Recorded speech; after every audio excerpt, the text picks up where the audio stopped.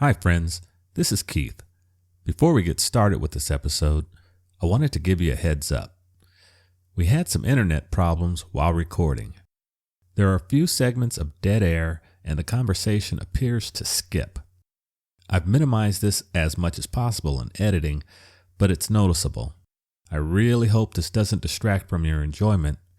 Thanks for understanding. And now, on with the episode.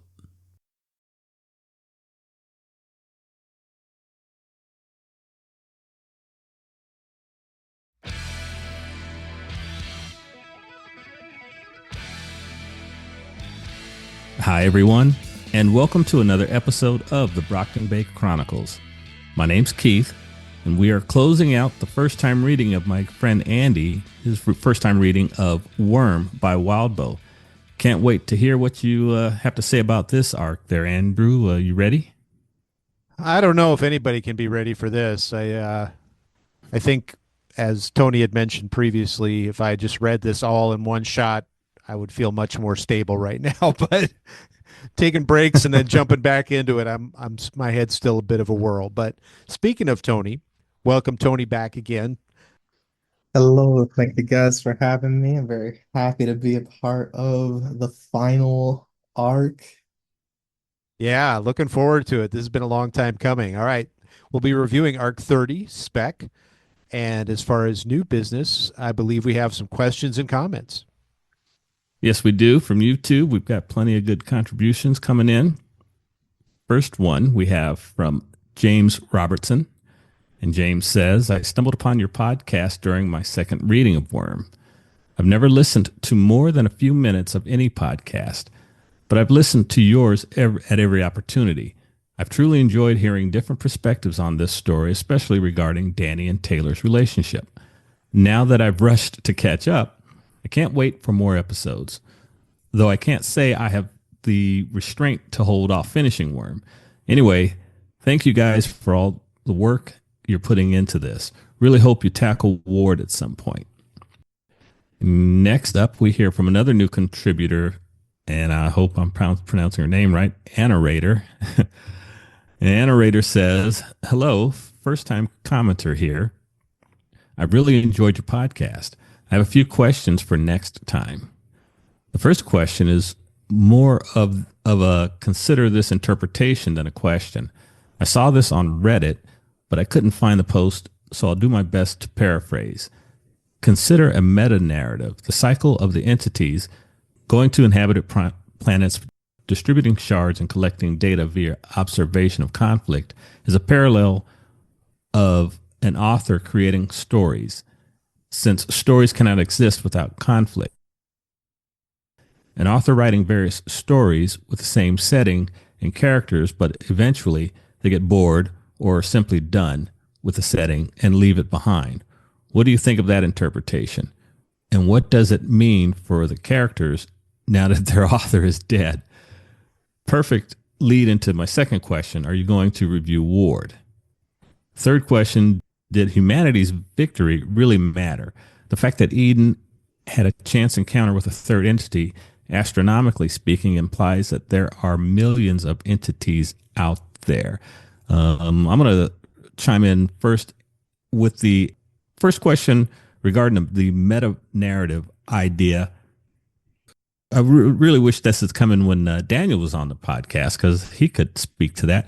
And who knows, maybe Andy, maybe I'll hang on to that one and propose that to him if we do get him in for our little roundtable discussion. Second question, the reply to that one, I won't say we're never going to do Ward, but I'm not saying that it's in the cards anytime soon. And then the third question, did humanity's victory really matter? I don't know. Andy, what are your thoughts on this? Pick and choose any part of it. Well, first off, just to both of the first two comments here, I'm so glad that you've enjoyed this enough to keep listening, and that we've provided interesting perspectives on this. Really appreciate that. Makes our work worthwhile. Second, I think talking to Daniel about the meta narrative idea would be really cool, given all of his experience in writing stories. I definitely can see where a narrator's coming from on that. And then, yeah, as far as Ward, right now I pretty feel pretty wrung out getting through Worm. So we'll have to see on that one. As far as did humanity's victory really matter? Well, to paraphrase Star Trek at one of their movies, I'm part of a humans only club. So yeah, if humans win, that's a good thing. I'm going to cheer for that. But I see your point. There's yeah, millions of entities out there. There was a cool comic book I read, I think called Camelot 3000, and at the end of the story it shows the Excalibur being pulled from the stone on various alien worlds by various alien beings. Hmm. And it was kind of a cool idea that, well, yeah, what if there is all sorts of stuff going across all over the place? And so if the entities are just roaming throughout the universe and sort of taking over a world or a multiverse around a world, yeah, one win is not a big win against the entities, but it's like that old thing about the starfish, right? Somebody comes across someone throwing starfish into the ocean and sees them littered all over the beach and says, well, you're never going to be able to help all of these. What difference does it make? And the person says, well, it made a difference to that one starfish I just threw back. So, yeah, I think it matters. Tony, you want to take a bite at these first couple of comments? Um, I don't think I have anything substantial to say. I do like Andy's take on that. I do agree. I don't think it's meaningless. Like it's as meaningless as just like existing, but like then that's the philosophy of existence and that grand scheme of things. So it's like, well, that yeah, sure, we are specks, right? And that does fit the theme of the arc, but at the same time our relative scale, it matters. It matters to us. Yeah. Sure. Like we no our feelings aren't invalid just for because of our size. So, surviving that encounter despite all the loss is pretty meaningful, even considering the freak occurrence of running into these multi-dimensional entities Yeah. that spread conflict around. So All right. Moving on to a comment from Vale. And it all went wrong was crushing my first read. There are a handful of these lines in the story that maintain the visceral response every time I hear them. This is one. Since you are covering Arc 30, I do have a question for you all. If you have a thought on it, of course, what do you think was Taylor's tragic flaw? It is touched on, referenced, spoken to indirectly so many times, but for me, it took a lot of thinking to really figure it out. Even with all the evidence, because I was such a Taylor fan, it was hard to see a critical underlying flaw. Thanks so much once again for this fantastic series. I really thought about this one, and I may be in Vale's camp where I really am kind of a Taylor fanboy, and so I had to think about it. And I mean, even when she makes me irritated, I guess I'm going to say that she's headstrong and reckless. That may not be what Vale had in mind, but that's kind of where I come from. Andy, what do you think? Well, when I read this, what occurred to me was that from the standpoint of like being a manager in a company Mm-hmm. or like an HR administrator, you need to be impersonal. You need to make decisions that are best for everyone and not be concerned with any one individual. And time again, Taylor puts personal preference or personal love or friendship over what might be best for the whole. Mm. So, from a purely theoretical, on a on paper standpoint, administrator, she's a bad administrator, right? You don't want to have three people coming up for a raise and the administrator pick their friend just because it's their friend. But Mm-hmm. I can't really see that as a flaw because I'm a huge Taylor fan too, and I think that really highlights her humanity. That she was at the end, she did get a lot more ruthless. but is largely because of that statement, and it all went wrong. She was floundering, and she was just trying to get stuff to work, and in the end they got what they needed, and she was more of a dispassionate administrator during that whole sequence. But I don't know, it's tough to call that a flaw for me. Tony, any thoughts? Yeah, as also a giant Taylor fan, I own teamskitter.com, That's uh, true. I love Taylor, quite her, a lot of her flaws are kind of manufactured in a way, aside from, her childhood bullying. Her major flaw, like, it seems like kind of like a control freak, right? Like, she doesn't really reach out for help. She asks, like, she gets assistance where she needs it, but she doesn't Hmm. really ask anybody for help. Hmm. She basically, like, wants what's best for everybody, but it kind of has to be like her way. Yeah. And that, like, yeah, her being headstrong and reckless ties into that, but that also serves as, the strength for when she's, full queen administrator mode here. Where, like, yeah, like, aside from, her anchors, which was advice that she was given to help her, it turns into the perfect weapon that you need to, slay a god. Hmm. Yeah. So that I could, with the exception of her friends, she was able to the best of her ability, still utilize all of her tools as well as she could possibly use them, but also willingly sacrifice them to achieve an end in some capacity. And that's, whether you agree that's good or bad, depending on what kind of cataclysmic events going on, is, well, obviously a great debate. But ultimately, what choice do you have facing extinction to really hash these out? Like, what kind of time frame did they have to really, hey guys, we need to stop fighting, come together here. Huh.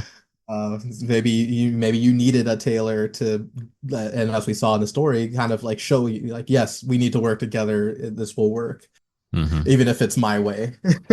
Yeah. Yeah. I have the plan for us all to work together. People just need to pay attention and do what I tell you. Okay.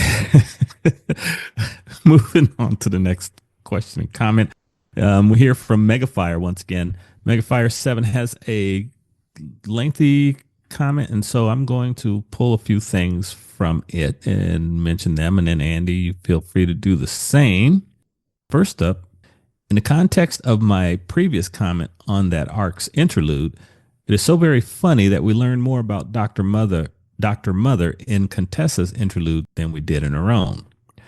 I also really enjoy the ragtag bunch of misfits Taylor's gathered for this mission. And then Megafire goes on to mention several people: Shadowstalker, Lung, Cuff, and Theo. And then Megafire says, and then there's Rachel, entirely loyal and good to go with whatever Taylor says because Taylor knows what she's doing. And then finally, Megafire says, Taylor, by the way, is a cockroach because she will not die. And Eden got into a car crash because she was texting and driving. Don't do that, kids. Andy, what do you have to say?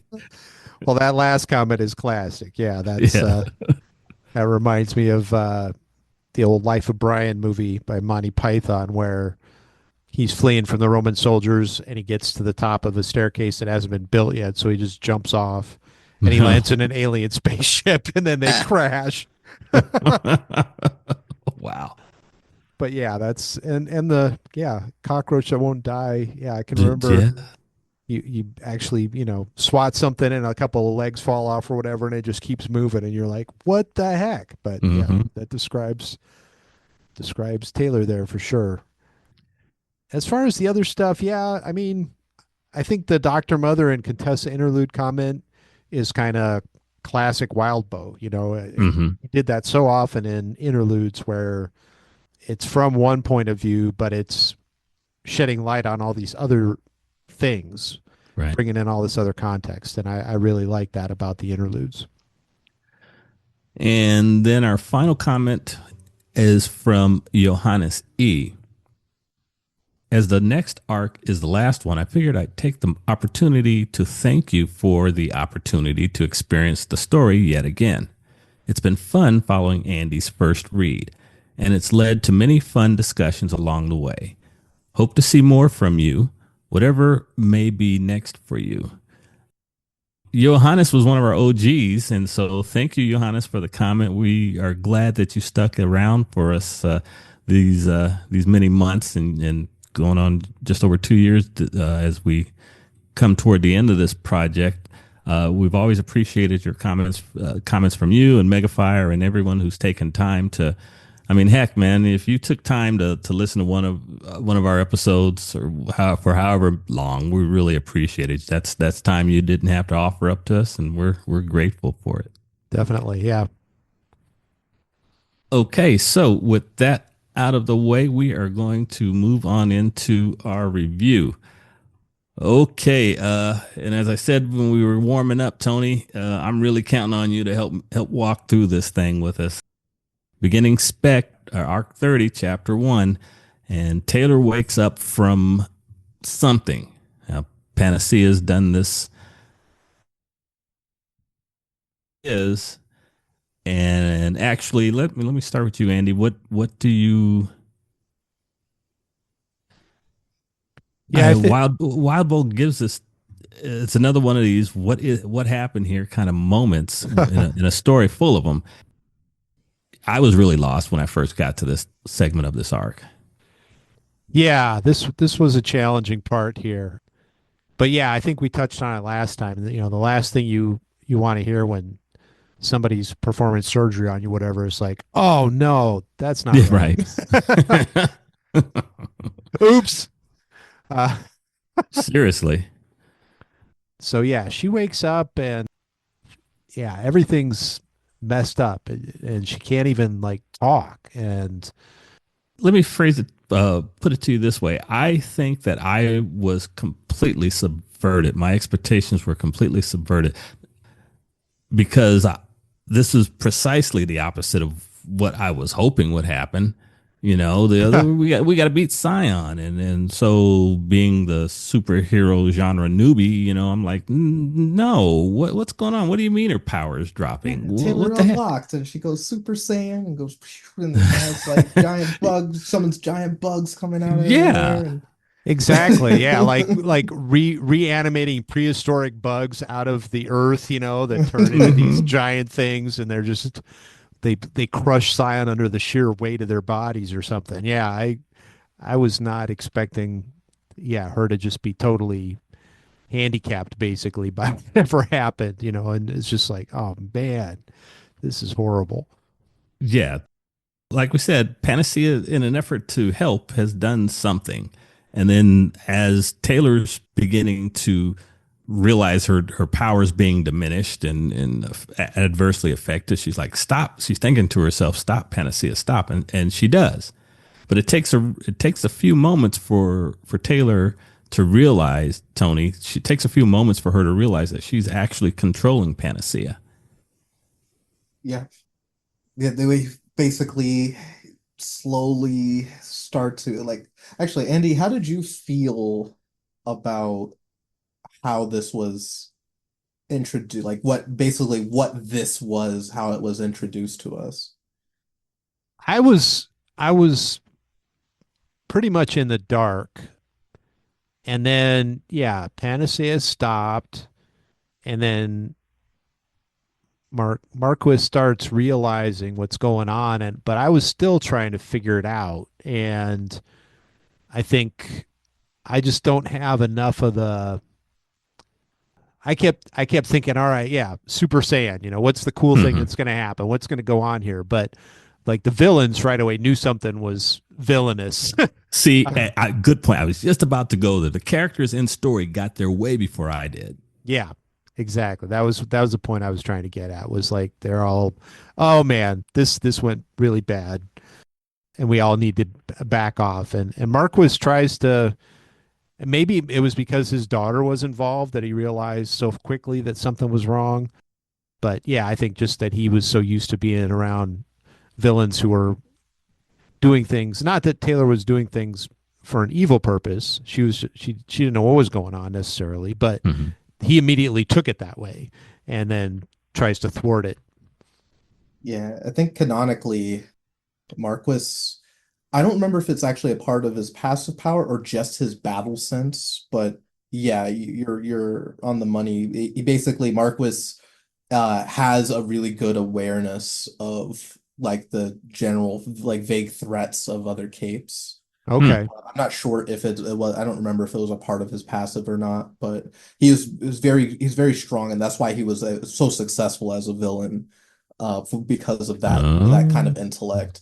He wasn't quite on a Jack Slash level where that was definitely a part of his passive, I know for sure, but it wouldn't surprise me if like him being able to control and manipulate bones gave them some kind of little spidey sense Oh, okay. of some Interesting. kind. Yeah. Which would explain, like you said, why he was able to deal with what was it, the Brockton Bay Brigade and some of the other Mhm. heroes in the town and stuff. So not quite a broadcast shard, but some kind of a. You were saying what a passive power? Is that what you're saying? Yeah, I call them passives when like whenever they're not active abilities, but something that kind of just gives them some kind of sense of some kind Oh, that's always active, like always like in the background rather. Like I call okay. like passive abilities in a video game. Hmm. All right, cool. Yeah, they assess the situation. As we're saying, they're come to the realization that something has gone really, really bad. Tattletale unloads on Taylor. First, she kind of takes a shot at Panacea, and Panacea is like, don't you effing come down on me like this right now. And then she aims at that Tattletale intellect at Taylor, and she's right. Taylor has gone through this story. I don't remember her as a character said this or not, but her plenty of times it's better to ask for forgiveness than to ask for permission. I can't remember. She may have even said that in the story, Andy. So this is kind of on brand for her. Definitely. Yeah. And I think Tony hit on it earlier in the comment about the what's her flaw. Mm-hmm. She's and this is a classic problem that folks run into when they see the big picture but they don't have time to explain it to everybody, Sure. or they don't feel like they have the time. And so they just forge ahead and everybody's like, "What the heck are you doing?" Here though, it's just like, "All right, I got when you decided to, do this weird thing over here and then this even more Mm-hmm. weird thing over here, but the brain surgery thing, all right, I kind of got to draw the line on that, hoping for another trigger event. And yeah, it's just okay, that's a little bit out there. But yeah, as I'm thinking about this, I keep thinking about the shards and the part that they played in it. Mm-hmm. And you know we think, so from the human perspective, Panacea is like, oh crap, I screwed this one up too. And Tattletale's feeling the same way. But from the shard perspective, there's a little bit of, all right, well, in order to let the Queen Administrator Shard be the Administrator Shard, we need to try to mess up the humanity side of it almost. Try to make the person carrying the shard be less so that the shard can be more ascendant, if you will. Mm-hmm. And so then was Panacea's shard intentionally making her do things that made the other shard more active in Taylor? I don't Oh, know. It's interesting to think about. yeah. That's an aspect that I had not considered that way. Would the two shards be working somewhat in tandem, Since they knew the without whole really? equation was messed up, they Uh huh. knew that because Well, the back question that goes to the question of sentience of the shards, then, doesn't it? right, yeah, yeah, Huh. it does. Interesting. Very interesting. Tony, you wanna chime in on that, or at least Uh, laugh at us as we flounder around the subject? I could just laugh, yeah, that'd be fun. But Fine, fine. but let's see, I'm trying to think of what I can give you without. going into spoiler territory. Okay. Um, well, we do know that the shards bud. So Right. usually related people tend to get more prio, but not always. Hmm. Taylor shard is not the same as Panacea's and Marcus's. Panacea's and Marcus's shards are both similar. I believe Hmm. Glashtik Kawanya called it, I think they said the Shaper Fairy. Hmm. Um, but I probably wouldn't say that there was a direct interaction, but I mean, I wouldn't say it with 100% certainty. My take at the time was that basically Panacea jailbroke the shard, because what we know is that Scion, from his interlude, he basically recalibrates everyone's shards that he gives them Hmm. so Right. that they're less likely to be used against him for any meaningful way. And I think this process more or less brute forced open, but left a lot of broken code.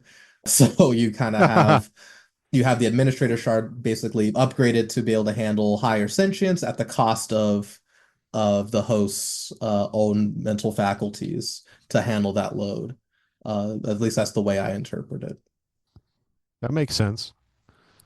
Okay, so we're moving further into the chapter, and the team tries to deal with Weaver in this way. They try to Andy. They try to relocate her or trap her in that world with the idea of, hey, look, we don't know what you've done to yourself. You seem to be a threat. We're gonna hog tie you with bone to the cave wall, and we'll come back to you. Either we beat Scion and we come back to you, or Scion destroys us all, and the point is moot anyway. But Skitter or Weaver isn't having any of that. She puts on her field commander hat, and she's like, I can't. No, I've got to be in the battle. No, what do you mean leaving me here? Right. Yeah, she's had her plan, right? And so even if things are messed up, she's going to keep trying to keep participating. Yeah. That's right. She fights for us. Yes. Yes. She. No, I'm just being me, and at this Mm, point of the story, being uh-huh. disappointed in her. No, Wow. because Wow. this entire story has been for You me don't is support like, the why? troops. Why Wow. is boy? Shut up. This is one of those moments where I'm like, no, my heroine isn't doing what I want her to do. So this is me throwing a tantrum as a reader. That's all that is. So I'm not hating on her. No. Oh, Anyway. I did have a question for Yeah, go Andy. ahead, bud. Uh, so Lisa basically has a pretty barbed comment Mm-hmm. after where let me see if I can actually just read it. Uh, so yeah, she says, while I'm saying all of this, kiddo, you gotta know I love you. I adore you, warts and all. You saved me as much as I like to think I saved you. All this stuff I'm bitching about, it's the same stuff that got us through some pretty hairy shit, and I love you for it as much as I groan about it. You're brilliant and you're reckless, and you care too much about people in general when I really wish you'd leave things well enough alone and be selfish. But this? Shit, you gotta forgive me just this once because seeing this and knowing what you pulled hurts enough that I gotta say this. This makes me feel really sorry for your dad because I'm starting to get a sense of what you put him through. Yeah. That was pretty cold for sure. That was Yeah. one of those powerful statements that resonates with me time and time again.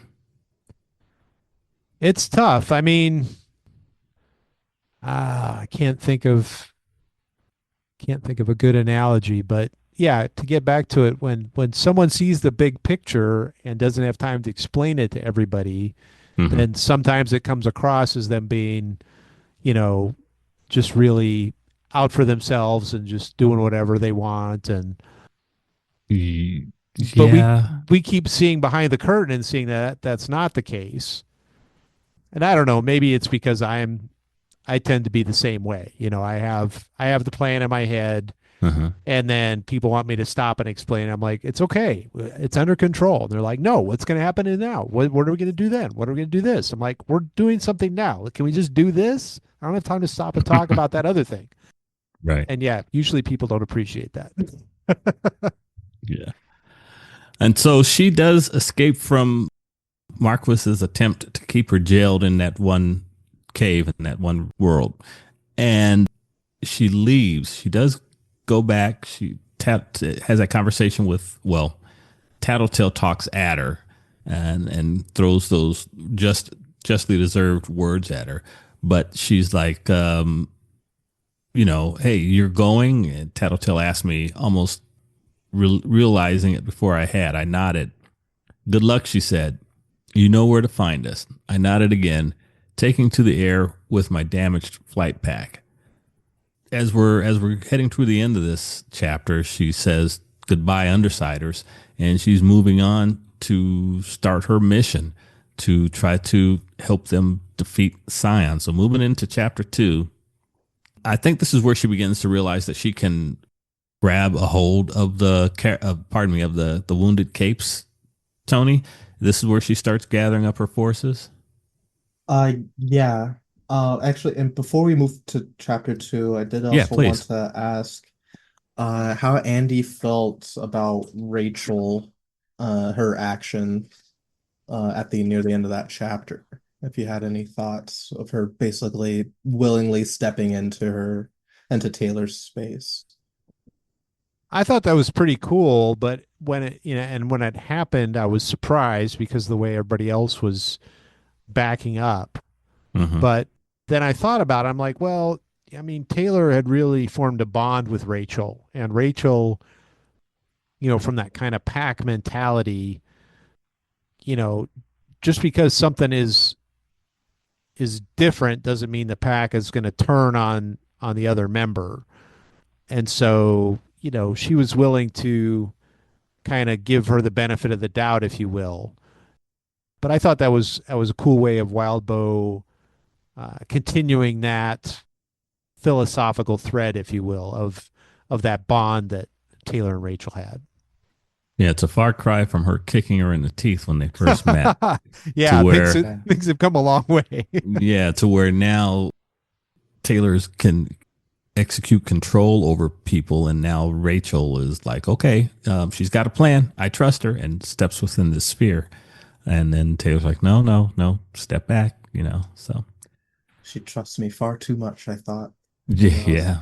I just thought, yeah, to me, I just thought that was a really touching scene, like kind of showing that big growth, yeah, from where we came in the Hmm. beginning, to Rachel's loyalty and just how much she still supported Taylor through that, and Taylor's kind of mixed feelings about it, like a little bit of shame at the, like, oh, you trust me too much, but Hmm. also not sure if it's just a narrative thing, but like kind of how nuance of the whistles That's and true. stuff for the dogs, so it wouldn't it wouldn't be useful, and so then that's why she justifies not taking Rachel.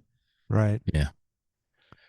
All right, so we're gonna move on to chapter 2, and I know there's a lot going on in here, and Scion pops in and out. So don't let me blow past any of his moments where we need to stop and acknowledge the fact that he's slaughtering what's left of humanity. I'm focused on the, I'm trying to focus on the other characters and stuff.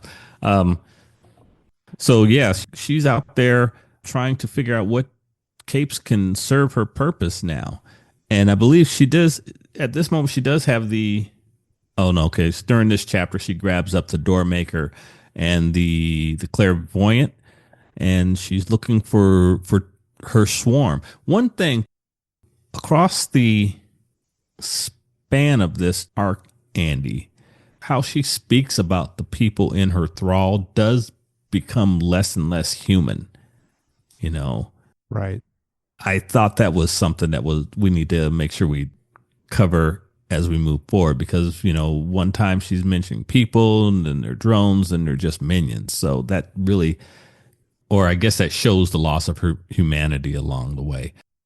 Anyway, so she's gathering her forces from the battlefield, and she has a conversation with the Fairy Queen.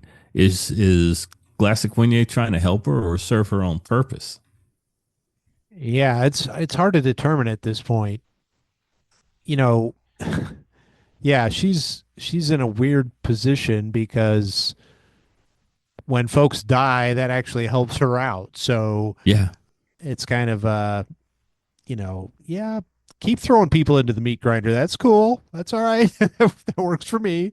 Um, so yeah, she's definitely got mixed motivations here, and that makes it hard for Taylor to know what's going on. But in regards to your comment about lost humanity, I just think about people like Eisenhower and the big generals and Mm, how they had to think more in terms of like units or divisions because otherwise how can you sleep at night? I don't know how you could think of Billy Johnson from Topeka, Kansas, and that you're sending him to attack a sniper nest or whatever. So I think some of it is, yeah, definitely getting more into the role of her shard, but I think some of it is also just kind of self-preservation.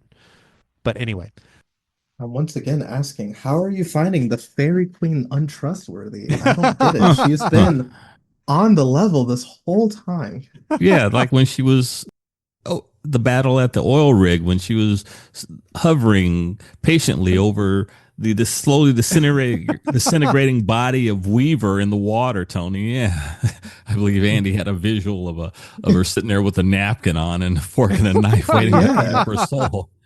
pretty much, Yeah, yeah. don't want anything to go to waste. Can you blame her for Do I want to use the that? gold straw to suck her up out of the ocean or See, these are the really tough platinum choices. commemorative one? I'm glad you understand. But no, in all seriousness, yeah, I mean, I think she's definitely just hedging her bets. Like either way, no matter what happens, her powers probably are gonna leave her fine.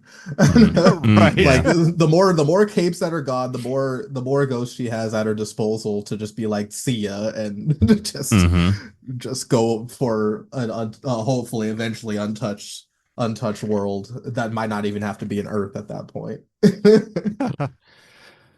Yeah. This is where the Fairy Queen tells her to use anchors to hold on to her humanity, isn't it?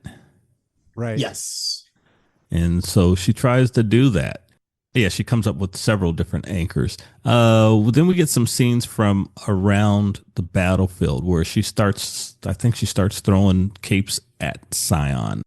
We get some names. We get, let me see here. I'm looking at this quote. It says, yeah, Black Kaze had entered the battlefield backed up by dragon's teeth. She disappeared, then reappeared behind Scion, katana drawn. A moment passed, and Scion reacted as though he'd been punched dead center in his chest. Not a big reaction, but a reaction. So they're trying different things. Yeah, we get appearance of Nilbog, Leviathan. Yeah, a wounded Leviathan emerged from the water, approaching Science. And Scion doesn't care, Andy. He's just wasting people. Yeah, and he keeps getting more kind of mean about it or, Yes. like he's enjoying torturing things and showing how puny everybody's attempts are. And then in the midst of it, some rando guy shows up and he's like, "Oh, you're just using them as human shields." Wow, that's I love it. Oh, right. Was that Cinderhands? That was one of Acid bath. Asabath. That was one of Marquis's minions. I may be wrong about that. He was the cell block leader in the birdcage. Okay. All right. Yeah. He was down for what he thought was the struggle at the moment. Oh, yeah. Just throw people at him. And she's like, no, that's not what I'm doing. But she ends up doing it. Anyway. Oh, yeah, Oh. see what sticks. See what works. And funny enough, I mean, that is the winning strategy. Like you the fast forwards a little bit, but yeah, you basically she starts seeing what Scion How he wants to reacts. dodge to and Hmm. and what he doesn't. Like eventually there's some things that he had to like fully respect. And we eventually find that weapon we'll touch on later. Hmm. Yeah. Yeah, so she leaves the battlefield. She goes to one of Dragon's craft. She discovers a teleporter, gets there, enters, and Dragon's like, kind of like how Tattletale was. I hope you know what you're doing. I'd feel a little more comfortable if you'd share some info with me there, Weaver, but I'm going to trust you. Yeah, that was a tough one, but in the end, Dragon did help out and was able to kind of decipher what Taylor was trying to communicate through movements and tapping and that kind of thing, and was able to, yeah, help her out, but was not real happy about doing it. Yeah, Yeah, because isn't there go ahead. awesome. I was just gonna say, like, isn't there a bit of irony in Taylor more or less actually having to not only deceive but eventually attack the one person that she can't control and the one that is probably best equipped to communicate with her. Yeah, yeah, because she perceived her as being in the way, and it's like, well, as Andy said, I have a plan. I ain't got time to explain it to you, and I couldn't if I wanted to because I can't talk. Well, then it turns out she can't read either. She's hoping she could at least read, but that doesn't Uh-huh, even work. I mean, that would Yeah, just she kill uses me. pictures, right? Like, uh-huh. Right. yeah. Yeah, I would just, if I couldn't read, that'd be the worst. Mhm. Yeah, and so we see her gathering up information about the locations of various different capes, and the first one that she decides to go off to see is Teacher, and that rolls us on to chapter 3. So I don't think anybody's going to be upset that Weaver wants to go see Teacher and try to figure out what he's all about. And I was kind of looking forward to her abusing him, but that's not exactly what happens. And um, okay. What did you Teacher make of this? unjustly put in the birdcage. Really stand-up guy as Oh, well. You should yeah. definitely trust him. Never had a Educator. Mhm. manipulated bone in his body. His power is a pure boon. You have full and complete control over everything you want to do. Yeah, Trust in tell this that to guy. Saint. He's Tell got that it to all Saint. figured out. He thought he could trust him. Just, Obviously, he could like look at what's like Saint was the best version of himself he could ever be. You know, he did absolutely nothing to hinder humanity in any way. uh-huh. I'm thinking I'm seeing a registration for teambirdcage.com in your future here. he might. He might do it. Don't tempt him, Andy. Um, Well, I wanted to. Okay, Andy, how did this first part of this chapter? What did you make of this? I think that this may be one of those segments that kind of runs over my head when it comes to the point that Wildbow's making here. She's on this journey, but she's not really on this journey. She's heading someplace, and she's struggling to come up with this working relationship with her passenger to accomplish her mission. It's the chapter starts off. I made my way into Brockton Bay, the boardwalk. 5 more steps carried me to New Delhi. Only a minute later, I was walking through Brockton Bay, downtown this time. And then she mentions Los Angeles, Bucharest, and some of the others. Places where she'd had massive amounts of battles in her journey as a cape. I don't know, did you get anything meaningful from this? I'm sure there was something there, but I'm afraid I'm missing it.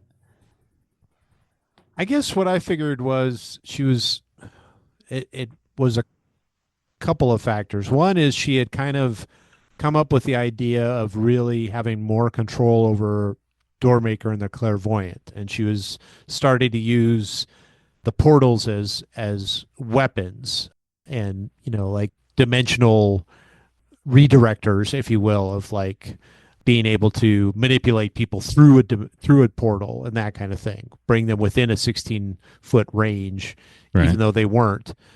And so, yeah, I think she's taken what was said about anchors to heart and starting to just kind of go through the different places and try to coalesce in her mind why she's doing what she's doing, what are the things that are meaningful to her, but also staying away from Scion Mm-hmm.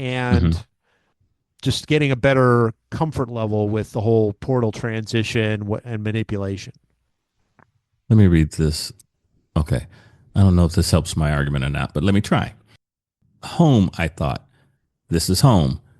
Not so much a place I could return to for a hug, to kick off my shoes and let my guard down. Not a place where I would sleep and wake up feeling warm. Yet it was a place which was central to me, a place I was rooted in, and vice versa. Yeah, I'm deliberately, as I've said on several occasions during our activity here, our podcast, I'm trying to find deeper meanings in the stories and in the story than I missed the first time in my first read. Tony, am I weakly grasping for something here that's not there? Wait, repeat that again for me. Sorry. Am I missing the point on something? Am I searching for some meaning in this one segment about Taylor and her search for home? That's something that's not there. I'm trying to look to see if Wildbow's telling me something in the subtext, I guess. Oh, I don't think. I mean, he does all kinds of stuff like that a lot, where like you can definitely look into it. I don't think you're Mm-hmm. wrong for trying to find connections there, and there's probably connections that could be made for sure. I don't know if that. I mean, yeah, in a sense, because if you look at like what Taylor looks for, Mm-hmm. right, when she has a clairvoyant, you notice certain things, and then you also start noticing what she starts trying to ignore. So like Mm. Andy, like what do you think Brian's up to? Yeah, Andrew. Is um, what's Groove been doing? oh, yeah, I have no idea. It sounds like from when she's thinking about anchors that he's basically shacked up somewhere. I don't know if that's the proper way to put it, but he just seems to be sitting this one out. I didn't really get that. Tony, you want to Um, comment on that? nah, I don't. Well, Oh because she man. doesn't, she knows where you're right. The shack, the cabin was one of her Yeah, anchors. with Cozen. We hate Yes, Cozen. but you know what? She didn't look inside, much to the much in a similar fashion to where she never really asked Tattletale to confirm that her father was dead. Right. So this is one of those things where I think this resonated with me because sometimes I tend to do this. This is one of those things where Taylor didn't really decide to look in and confirm anything. Yeah. Yeah. I mean, I was just watching something where they had a thing like that. Somebody got a dossier on somebody Mm-hmm. they knew, and they say, but there might be stuff in there you don't really want to know. And in the end, they just threw the dossier away. They didn't even bother to read it. They didn't. Right. So So again, Andy, what's going on in that cabin? Is there anything? Is there anybody in that cabin? yeah, I'm thinking he's in there. Okay. I'm guessing that. All right. Hey, I'm not trying to press you. I just want to confirm. Hey, that's cool. We can we can let that lie and move on if we want. Okay. See, there you Right. go. We have You more just important tossed things to worry about anyway. Ex-boyfriends shacking up with their new flings, whatever. We're focused, we're locked in. right. There you go, son. All right. So she does find teacher, and I bet you found that whole situation pretty cool, Andy. How she used the portal. She's got a better handle on using the clairvoyant and using Doormaker, and she went and she took down teacher and his bunch of tech nerds who were trying to build a dragon craft. Yeah, this was pretty well written here, I think, where it shows how teacher is manipulating these folks and how it gave Taylor, I think, some ideas on how she could marshal her own forces. Mm-hmm. But yeah, she recognizes how he's got this whole thing where there's some autonomy going on within the directives he's given them, but that he's also got this kind of mesh network that he's created with different groups of people with different powers or different abilities. And yeah, she assesses this and then basically uses it against him because she's got this kind of trump card of the the portals that she's able to create. Yep, she pretty skillfully, in a flashback to her earlier days, she pretty skillfully figures out the box that was containing the device that knocked out the portal creation, and she takes care of that, and then she decides which one of his minions she can use, and grabs them. This is where she decides she's not going to use him because she has a look at his power. Am I correct, Tony? You remember that? She has a look Yeah, at his power and she realizes there's a residual effect in yeah, play. she realizes from I think actually letting teacher use his power on Mm, one of her own thralls that teacher's power, while it might help her with her ability to communicate, hmm teacher's power would out prioritize her own control. And so it would be more trouble than it's worth So to go through with it. she'd become a slave to him, even though Yes, it sounds she would lose in that exchange. right. And so she decides that to do that. And I don't think I realized that she was picking up what was it? Those boxes. Those were portal generators, weren't they? I think so. Yeah. And so I the first time I read, there is so much that I sped through this arc trying to get to the end and figure out how she defeated Scion. So, Huh. yeah, now I'm picking up and going, oh, okay, so this is how what those guys were for, and they come into play a little later on down the road. She gets what she needs from teacher, and she goes to the Yongbon's planet. She spanks them, grabs their premier capes, and then goes to the birdcage. Andy, she's just going from point A to point B across the multiverse, gathering up the troops that she deems that she needs. Yeah. She sees this big picture with all these different resources, Mm-hmm. and she realizes that as she's going for these resources, she's going to keep pissing other people off or having to confront people. So, yeah, Tony, I think you might be channeling a little bit of teacher here because there's definitely some comments. I'm benign. I want what you want. Wow. Wow. Wow. I want Hold to on. stop Sion, but I'm not a warrior. Oh man, that was pretty funny. Yeah, teacher, worthless, worthless scumbag. I don't want to Oh, blow you don't past know the. the half of it. Well, let me ask you this: does teacher appear? I'm going to presume he appears. He appears Do in you want an Ward. answer to that question? Yeah, on teacher, he appears in Ward. Andy, are you okay if I answer this Oh, question? Of course, yeah. Go ahead. Yeah, he appears in order. okay, fair enough. That's all. That's all. I'm asking that. Actually, yeah, I'm asking that question selfishly because I know what's going to happen in the interlude, and so I guess I could have waited, but it's not much of a Yeah, spoiler. teacher's the worst. I hate him. Oh my Yeah. God. Andy, the way she takes down the CUI and the Yongbon, I mean, that was actually pretty impressive. Yeah, and it really shows how she keeps stepping into her own with this mutated power she has, or actuated. I don't know how you want to call it, but Jailbroken, Tony. yeah, I That's like. that's the term I use, the Yeah, jailbroken shard. Yeah. Go yeah, ahead, I Andy. think that Sorry. that's a great way to put it. I'd forgotten that comment, but yeah, she really, and you know, she's been thinking in large scale theater engagement this whole time.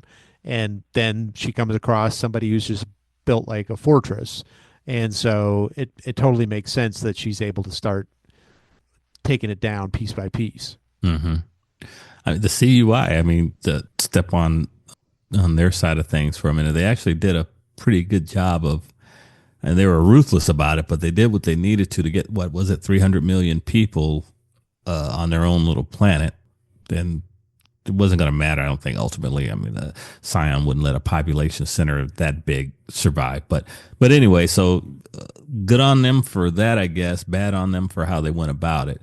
Anyway, yeah, she moves on to the bird cage and gets the attention of Dragon as we're moving into chapter 4.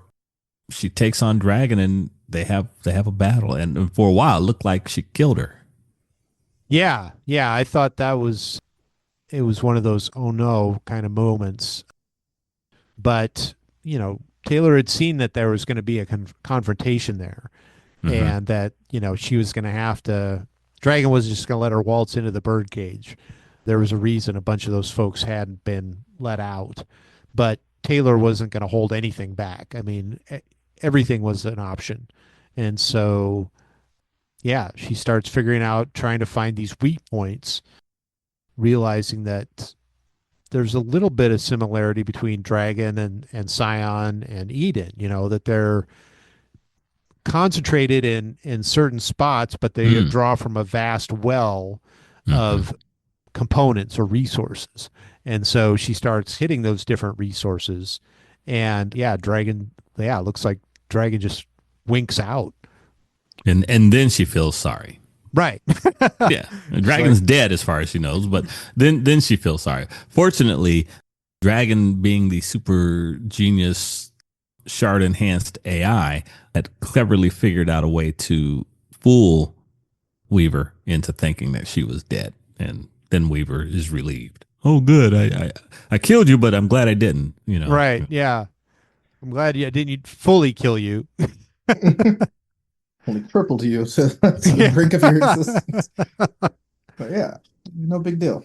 Yeah, Tony. She goes around the various Earths gathering up capes. And did you feel any kind of way about this? I mean, Wildbow takes us across, from the bird cage to what I guess the fandom calls the goddess world, and several others Yeah, gathering. the blue woman. Mm-hmm. Yeah, basically a multiversal capes that existed. Yeah, I thought it was really interesting. Just like this, once that main hurdle is done, it's just like okay, now it's just the full power grab. every Yeah. every cape that I can handle, and then even ones that normally would be uncontrollable, I just already have so many more resources at my disposal. I can break them down. Like the battle with the blue woman was really interesting with like the tug of the controlled tug of war that they kind of Hmm. had. And all the while, Andy, she's slipping, slipping.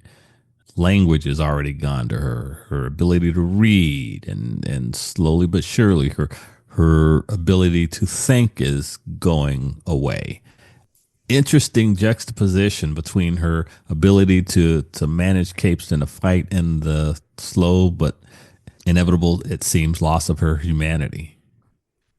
Yeah. And, I felt a little lame that I didn't pick up on this sooner because we saw it over and over again with Dinah, right? Where she kept saying, "All right, well, I can only do this so much," and then I get these giant headaches. I can't do anything.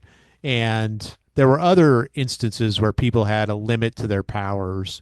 But it's like with Hmm. Taylor, when this started going on, I was just like, oh, well, she has limitless power, right? She's just going to be able to keep doing this over and over again.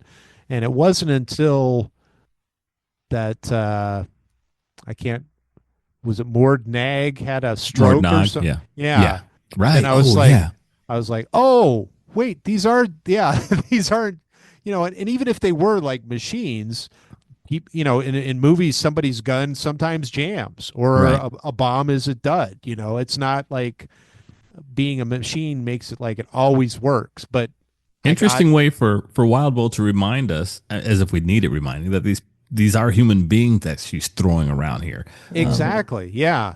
Yeah. And that they're not just going to just keep running forever, that people have limitations, even parahumans. Yeah, we get beats. Yeah, you mentioned we have multiple beats through the story, showing that those human limitations with Lisa's headaches, Labyrinth, like not losing more of herself when Mm. she goes into her power. Um, I I without giving. Oh, sorry. Go ahead. No, I was going to say I look at this as two separate things, and you correct me if I'm wrong here. Mordnog having a stroke was because of her physiology saying this sucks. I have no control versus a limitation because of a shard. Yeah, because the there's entity's both. crippled Yeah. the shard, you know. Yeah, there's both as yeah, the two examples, right? Hmm. Like Dinah as well. Yeah. That's both the shard thing, but with a physical impact, but then also Mm. like, oh, if someone just has a cardiovascular disease and happen to trigger, how much does Mm. the shard actually help you unless it was triggered from that disease in the first place? They can be independent, Huh. right? Okay. Uh, and like physical fatigue ends up being a thing, and but yeah, the shard limitation though is what I wanted to touch on Hmm. specifically with those examples of some of the more powerful capes, often not also being in their right mind whenever they're using their powers to a certain degree. Mm. Legend being an example of that as well, when he goes more laser-like. Who was it? Was it Lady? Well, not Lady Photon. Was it Lady Photon? Who needed light to recharge? No, not her. The one who's shoot, I'm Oh, drawing a that was blank. what's her face's Carol, mother. she turns into a ball. Yeah, Glory Girl's mom. Oh, okay, Lady Photon's sister. Oh God. Yes, I I don't know know. who you're I'm talking drawing a about. blank. I think her name was Carol. Hmm. I forgot her cape name. And it's making me angry. It's B something, isn't it? Anyway, Is it it doesn't is matter. it Brandish? Brandish. God, thank you. Hey, there you go. Thanks for making me feel good, son. Yeah, the old man pulls it back before the sun. Yes, all right. My mind's not gone completely. Oh Anyway, yeah, but yeah, like when she uses her power too, she kind of both I guess metaphorically retreats, but also mentally. And so yeah, like whenever you have a certain level of ability, we get I guess get more of that a little bit later. I'm not sure if the epilogue covers it, but Ward for sure does. hmm.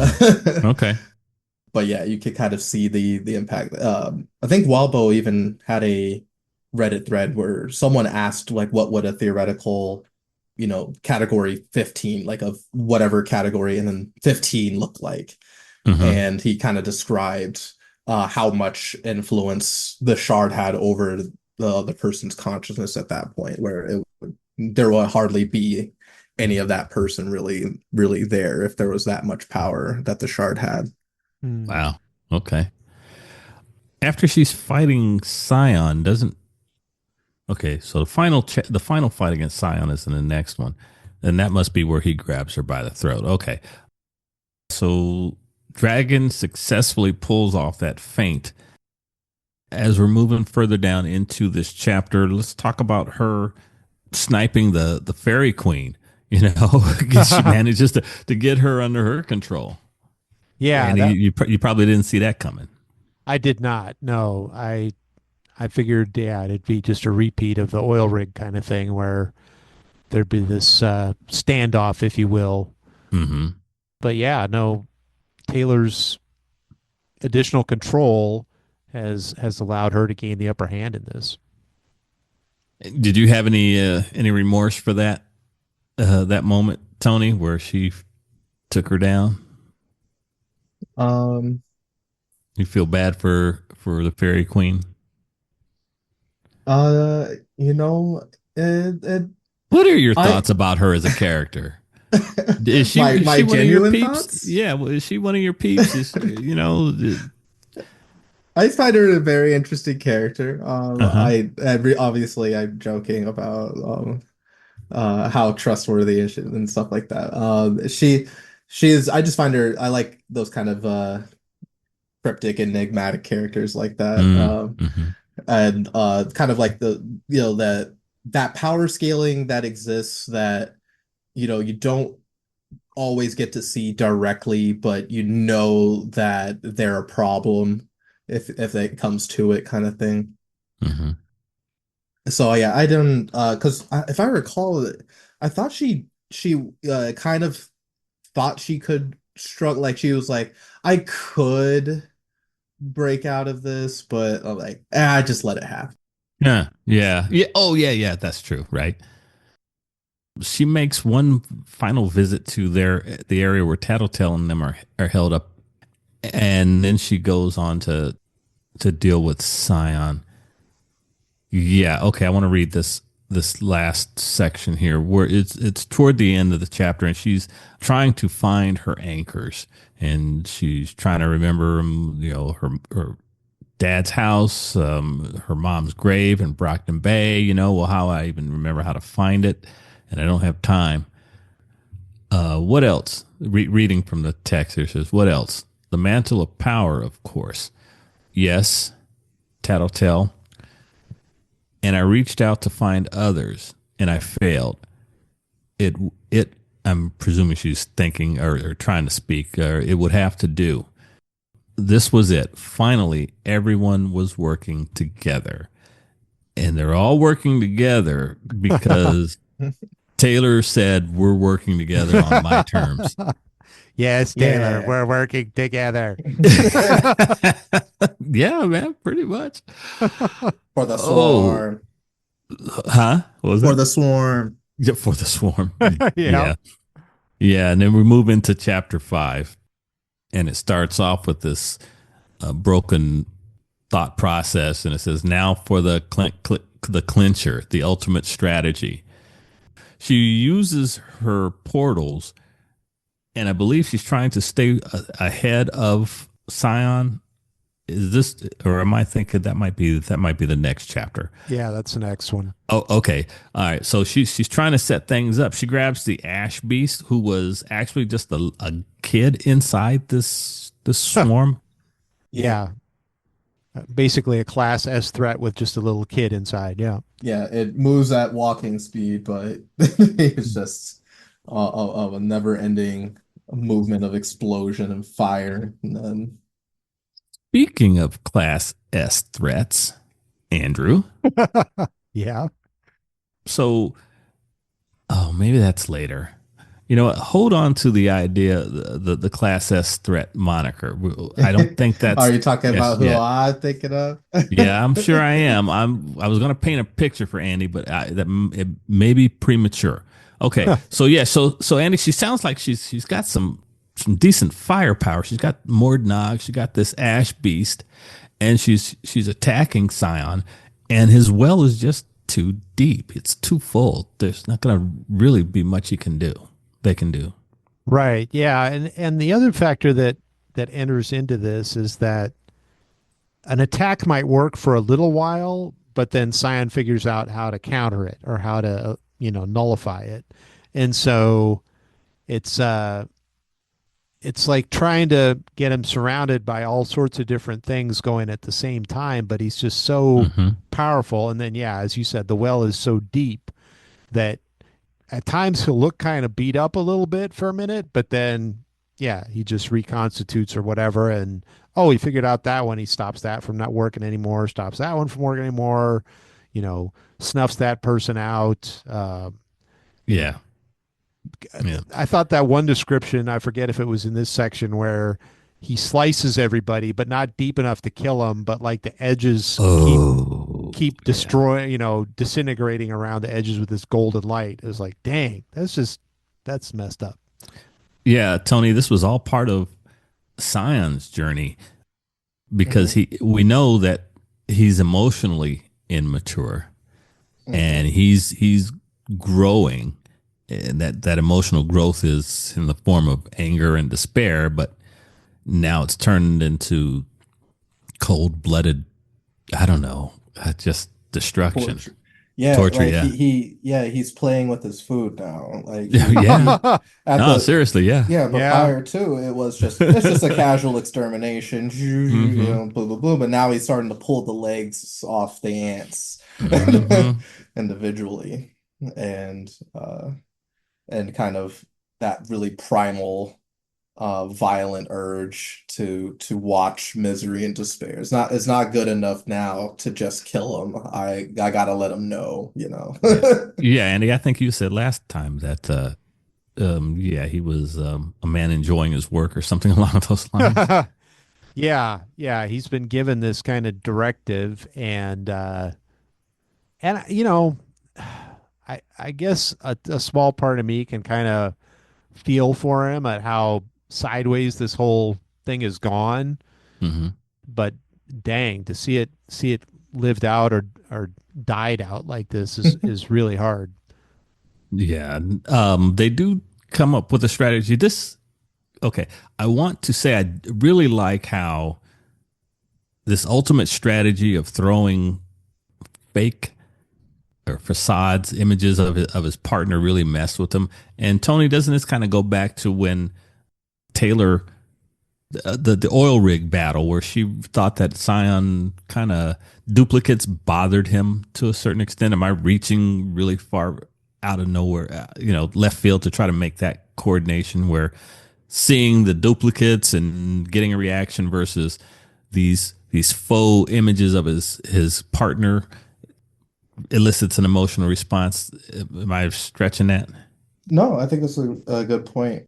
Because obviously the images of the partner were a big part of the eventual victory, but yeah, I actually I didn't I forgot about historically, and Scion had issues dealing with the Seamer's duplicates and stuff like that. So no, yeah, that's a really good point.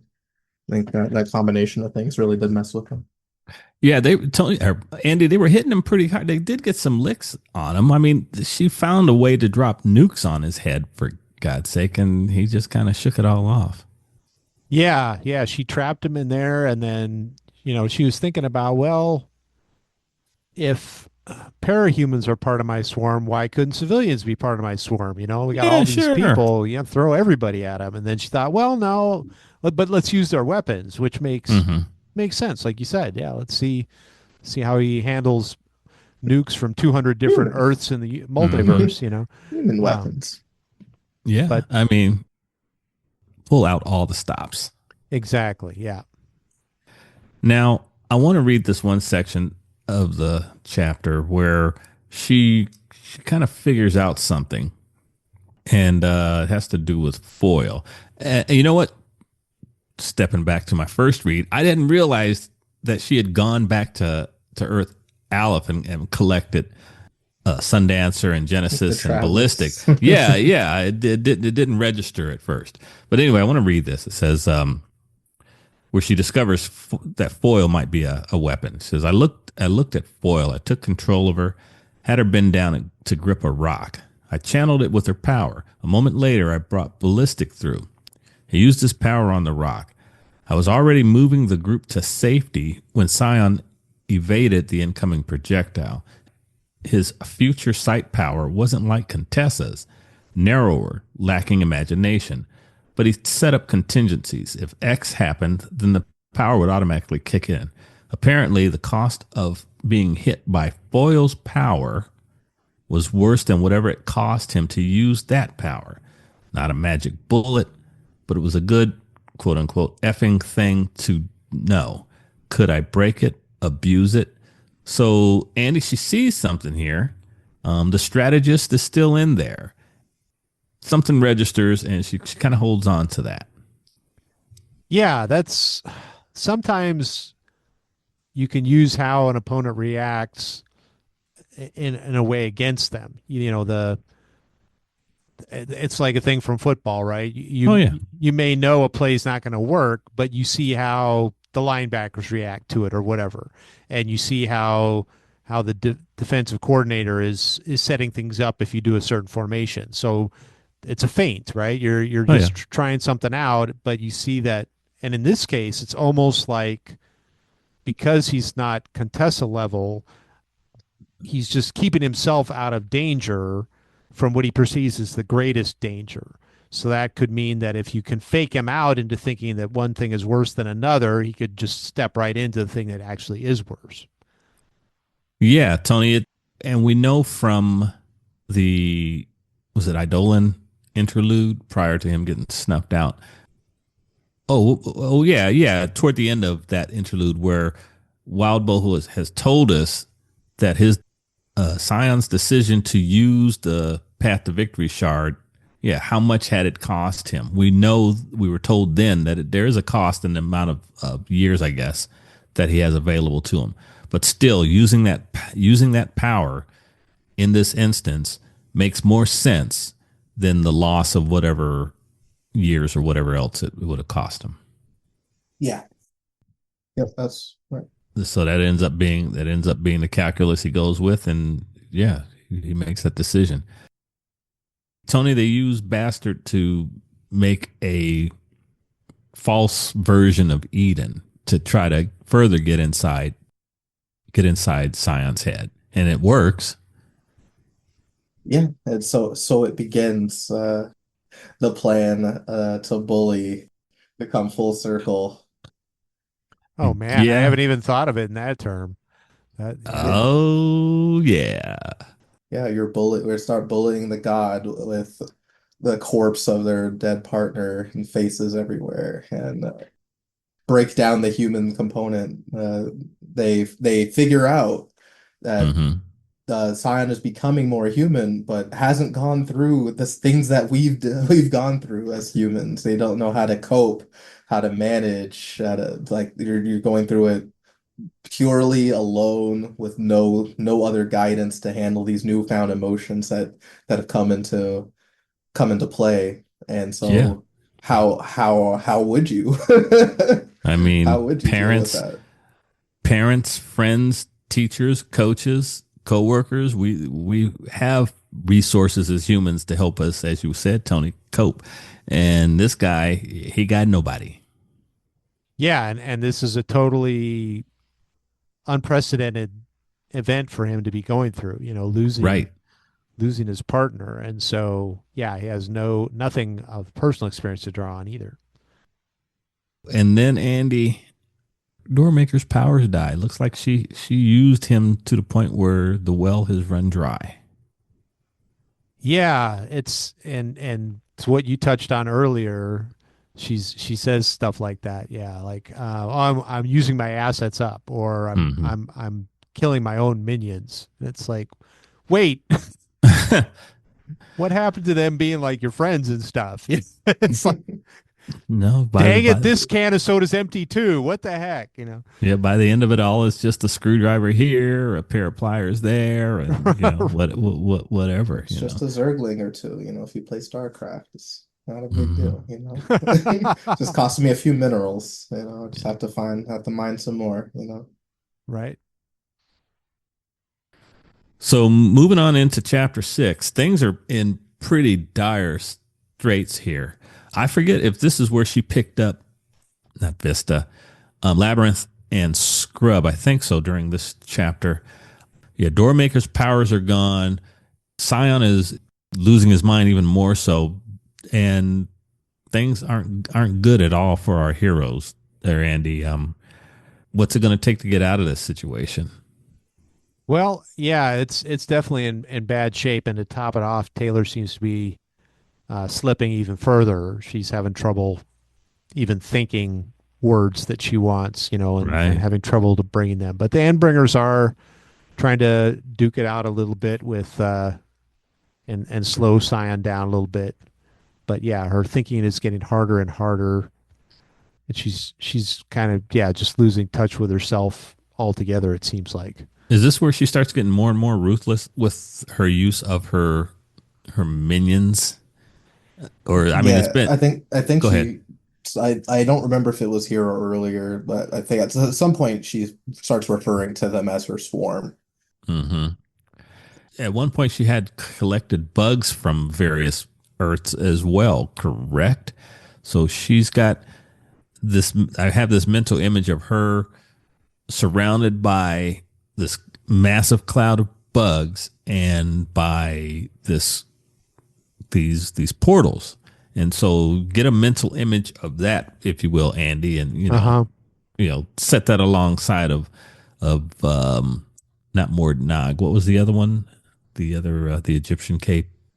Ash Khepri? Beast. Ash Beast. Thank you. Uh, Yeah. And so yeah, we always throughout the story we've all Wildbow's referred to how creepy her swarm does look, but imagine the how massive it is now, just the bugs, and she's sitting inside this thing, holding on to the clairvoyant and well, the doormaker, not anymore, but yeah, Right. just a scary image.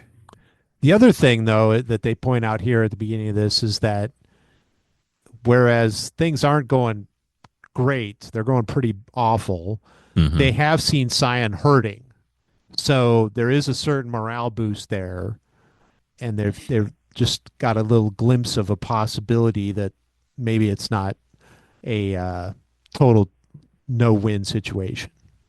Yeah, let me read this real quick. It was a man in gold and black armor who stepped to the fore, a sultry looking woman following right behind him.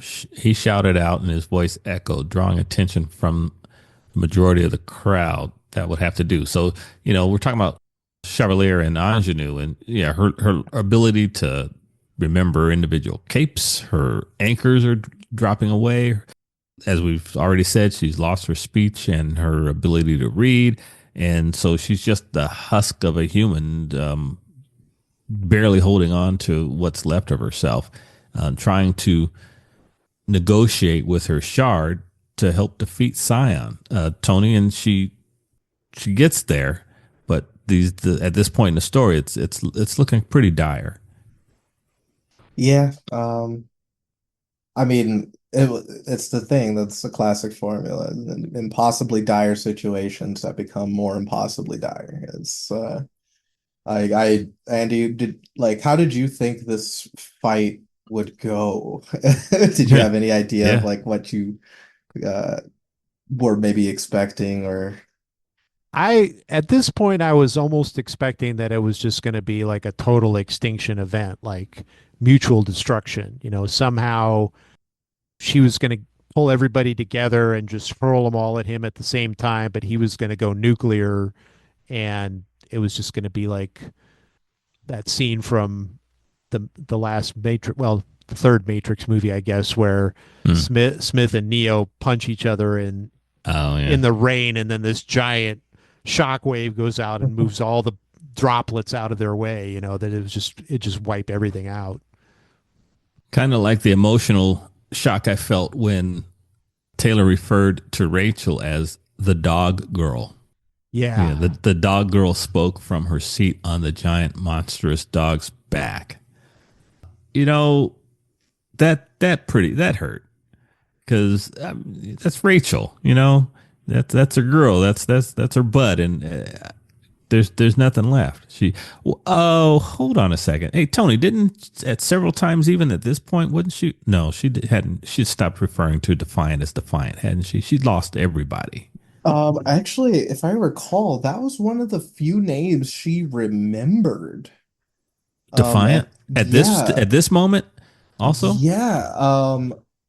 Okay. Even looking at the chapter, yeah, there is Defiant. Like she Oh, remembers Defiant, and that was a really big moment. Um, because what's Wildbow trying to tell us here? uh, to me, that signified that this was their like her first encounter with the cape, like the person that kind Hmm. of started, and that was also one of her anchors, right? Of like Okay. wanting to, like, what was her original mission, back and then to like, spy on the Undersiders, and who was it that she was working with in the beginning too? And that was Arms Master, and then recognizing and respecting that name change, but still also holding on to that felt significant to me in some way. I Hmm. can't really articulate why, but it like yeah, she does use his name in that chapter, whereas most everybody else were nicknames or just Hmm. descriptions. Andy, were you able to read anything to that? Did you pick up on that as well? um, yeah, it definitely seemed to be going in and out. So like partway through the chapter here, she mentions Doormaker, Hmm. but then like a chapter later or a paragraph later, she says the portal guy moved away from me. Okay. Yeah, And also so, fair. Yeah. but Yeah. yeah, I Yeah. think I see Tony's point, that there's definitely the people that are like cornerstones, touchstones to her. And that's still there. That, as foggy as everything else gets, those are still waymarkers, Hmm. landmarks in her distorted mind that are keeping her, helping her hold it together a little bit. So the team, I believe, they used Bastard's body to mimic Eden. She gathers Theo, I believe, and has him create faux images of Eden. I think every other type of person who could create those kind of projections, that's what she was doing, wasn't she, Tony? She was taunting Scion with images of his dead partner at this point, and that he freaks out and starts destroying them, correct? Yeah, yeah. He throws a tantrum. Right. Because again, he hasn't been taught how to cope. Mhm. And so here comes the final the coup de grace, Andy. Oh gosh. See, there is just so much going on. We completely overlooked the role that Canary's playing in this, you know? Right. And that was right after the stroke that Mord Nog had. She thought about using Canary, even though she couldn't direct what kind of song, she was able to convey through her the use of her power, sing about courage, sing about moving forward, and it helped. It helped make some of the capes more resolute. And then, yeah, another interesting thing was that capes who would move in and out of her control would continue on the path. So, yeah, there was just so much going on as we approached this critical moment. Oh yeah, because yeah, Chevalier Right. basically gave like a Independence Day speech, I like to imagine. Mm-hmm. That Taylor probably couldn't understand, but I think that was like the sentiment of like hey, like look how far we got under this, and I know this sucks, but let's actually continue like working together on this path. Like we're making progress. And I think that kind of got through to enough of the capes that they continued. And so when Taylor's jumping around using Labyrinth and Scrub, Yeah. trying to get people to work on stuff, we also see the Tinkers also continue their project. Yeah. Yeah, so they do get in the mind games, and they while this is going on, she figures out how to use Foyle's power. Correct? That was where she impales him. What was the order here? Did they hit him with the Tinker gun, and then she has Foyle charge up a couple of rods and ballistic fire them into Scion? That was it, right? That's Um, I- Because oh gosh, Andy, do you remember the sequence of yeah. events? Well, let's just go ahead and discuss his demise here.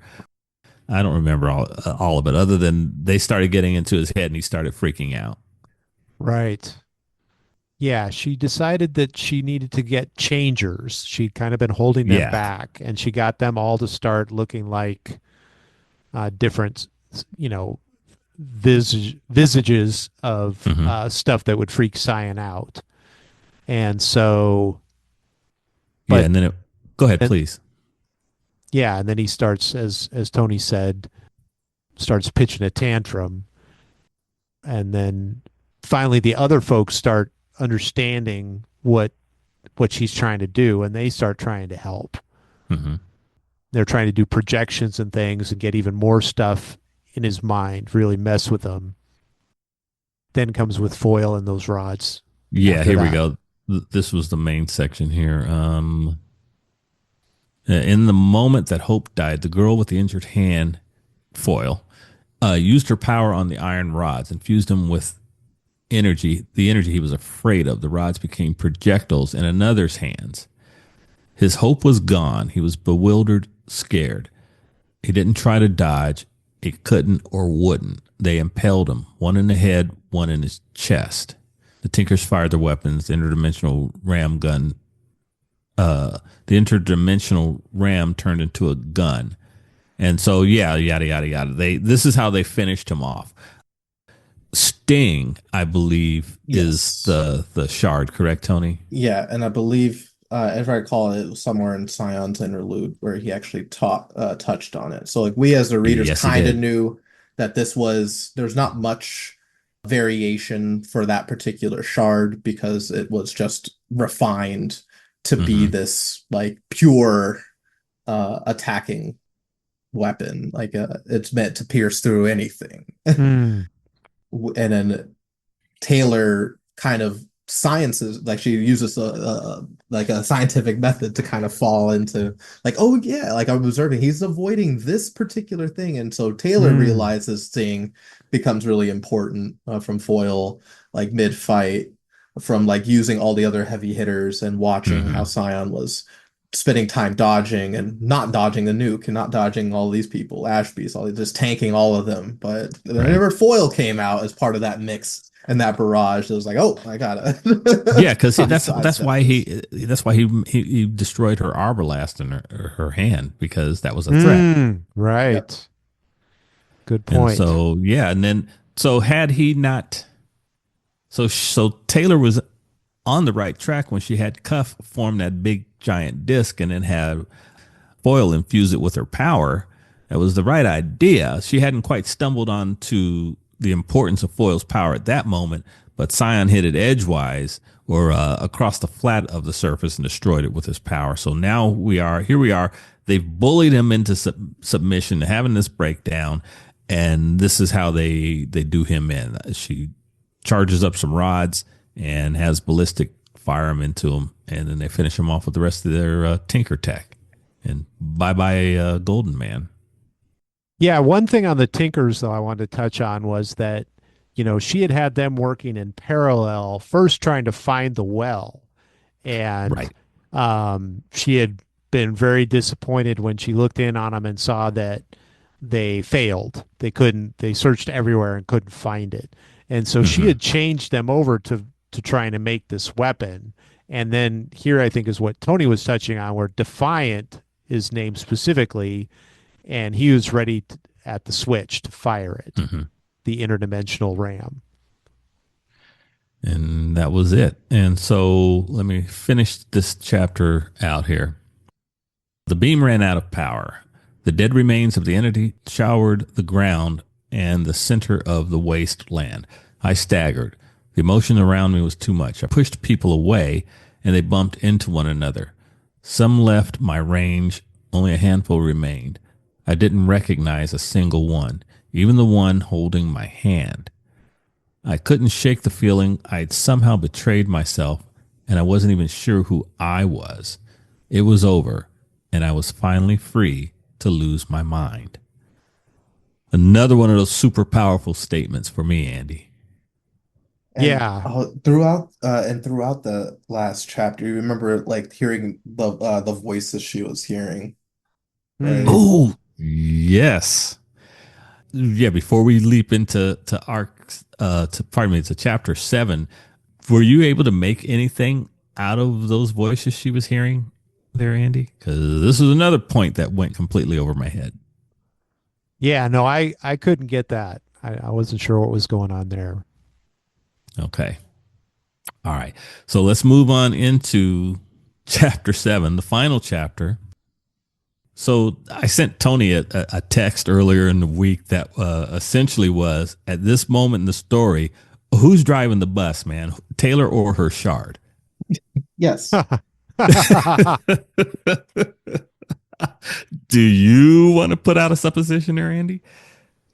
Well, yeah, I think by going through what she went through with Panacea, I think her and the shard have become very enmeshed, and so it is hard to see where one ends and the other one starts. Mm-hmm. And it does seem to ebb and flow. And then Taylor has run herself ragged like nobody's business. I mean, she has left it all on the field. So it's yeah, it's whatever part of her or the shard still has their both of their batteries are down at the little red flashing light thing where it's like, all right, we're out of gas, we're out of juice now, but one of them's got a little bit of juice, and Mm-hmm. it's hard to tell which one. Hmm. Tony, do you want to weigh in? Or do you just want to, again, watch us flounder? This time I'll let you guys cook. Go ahead and lay it Okay. on me. All right. So she does occasionally hear this voice, I should say.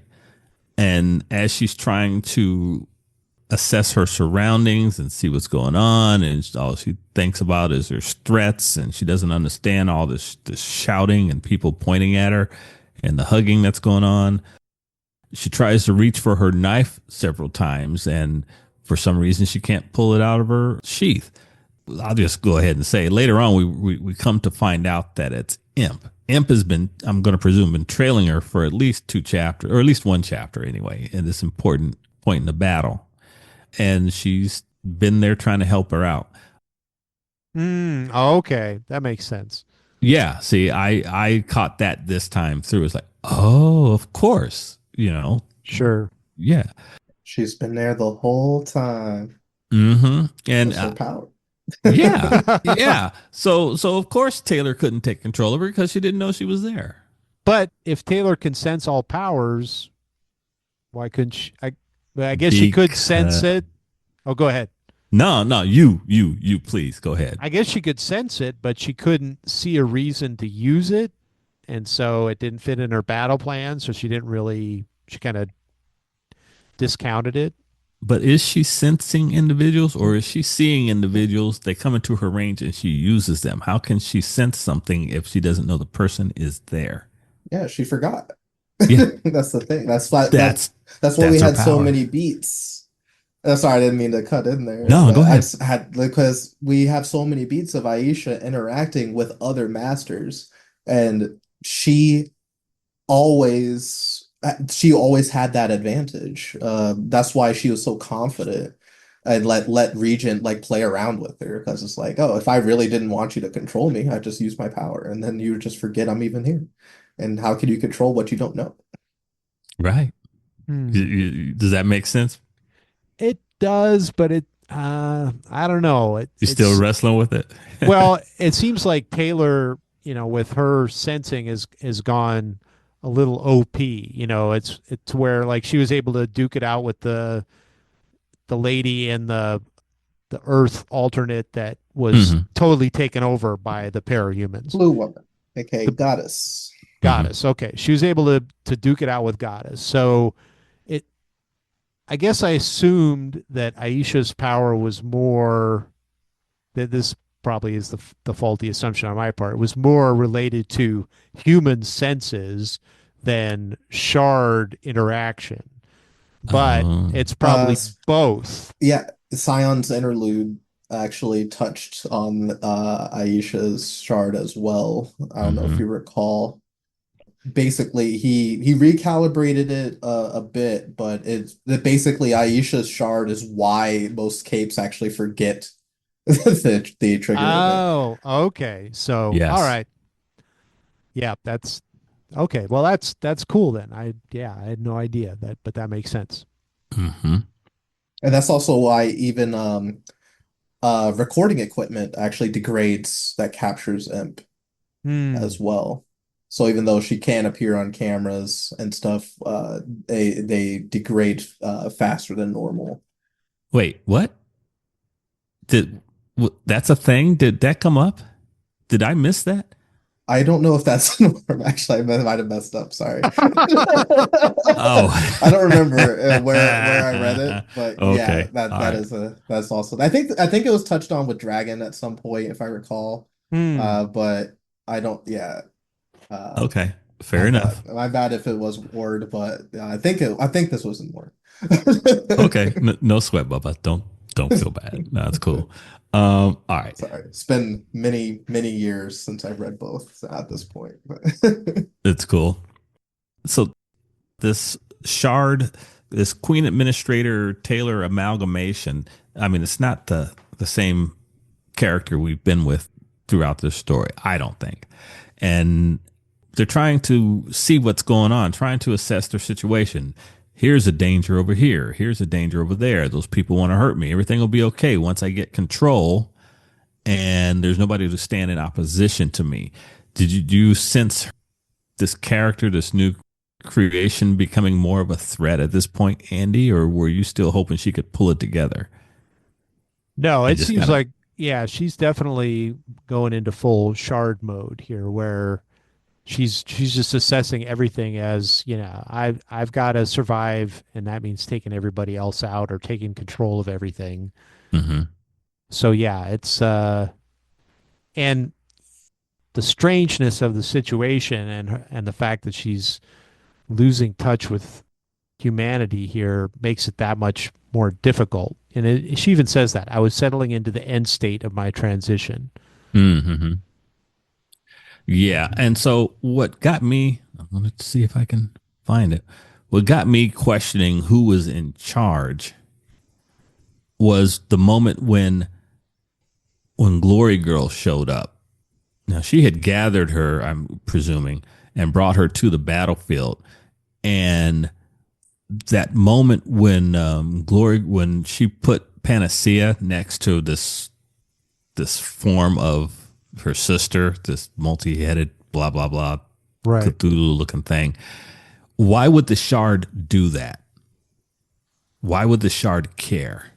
And so Hmm. this is where I began struggling with, okay, who's acting on the subconscious level now? Is it the shard who's in charge, and Taylor's kind of subconsciously doing these kindnesses and not attacking people and making them walk eventually through the portal, or what? My mind really started spinning off into all kinds of different places.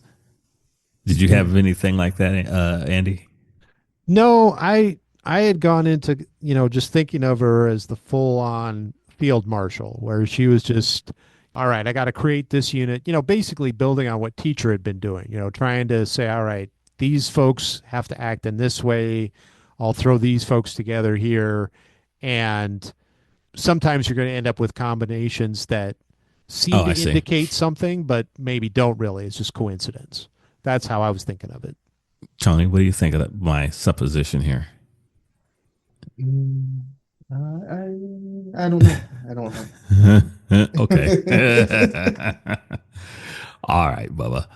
Um, so after some pretty important moments here where Taylor and her passenger negotiate and they do end up walking through a portal.